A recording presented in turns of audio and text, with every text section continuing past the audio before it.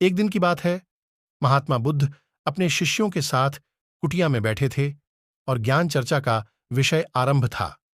शिष्यों के आग्रह पर उन्होंने एक कहानी आरंभ की। समीर नाम का एक जल्लाद मगध राजमहल के पीछे बने कस्बे में रहता था। वह मगध साम्राज्य का प्रमुख जल्लाद था। उसका सारा जीवन दोषियों को फांसी देने में बीत गया। अब वह लगभग 60 वर्ष की आयु का हो गया था। समीर अब राजकीय सेवा से मुक्त हो चुका था और अपना अंतिम जीवन वह अपने घर में व्यतीत करता था। अपने जीवन काल में किए गए सभी घटनाओं को याद करता और पश्चाताप करता। मेरे हाथों इतने जीवों की हत्या हुई, यही सोच विचार करते हुए वह नहा धोकर तैयार हुआ। जैसे ही वह खाना खाने के लिए बैठा, दरवाजे पर आवाज आई। समीर बाहर निकलकर देखता है तो एक भिक्षुक उनके द्वार पर खड़ा है, जो जान पड़ता है काफी दिनों की तपस्या के बाद उठा है और भूख से व्याकुल है। समीर तत्काल अपना वह भोजन जो स्वयं के लिए था, वह भिक्षुक को समर्पित कर दिया। भिक्षुक की भूख शांत हो गई। भिक्षुक प्रसन्न हुए। भोजन के पश्चात भिक्षुक और समीर दोनों बैठे हुए थे। तभी समीर ने अपने जीवन में किए गए कार्यों को भिक्षुक के सामने प्रकट किया।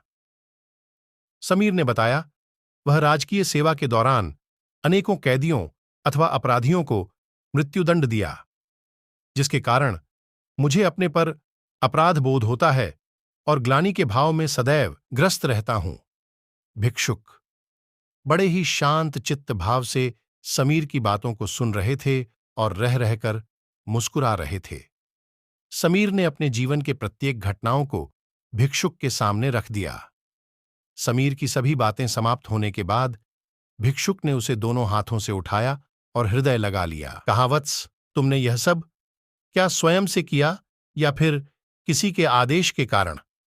समीर बोल पड़ा, यह सब सिद्ध होने के बाद राजा के आदेश पर यही मैंने मृत्युदंड दिया। वत्स, फिर तुम दोषी कैसे हुए? तुमने तो अपने स्वामी के आदेशों का पालन किया है। ऐसा कहते हुए भिक्षुक ने समीर को धम्म के उपदेशों को सुनाया। उपदेश पूर्ण कर भिक्षुक वापस लौट गए। समीर जैसे ही भिक्षुक को विदा कर वापस आता है, उसकी मृत्यु हो जाती है, जिसके उपरांत उसे मोक्ष की प्राप्ति होती है। कहानी अंत कर महात्मा बुद्ध शांत हुए।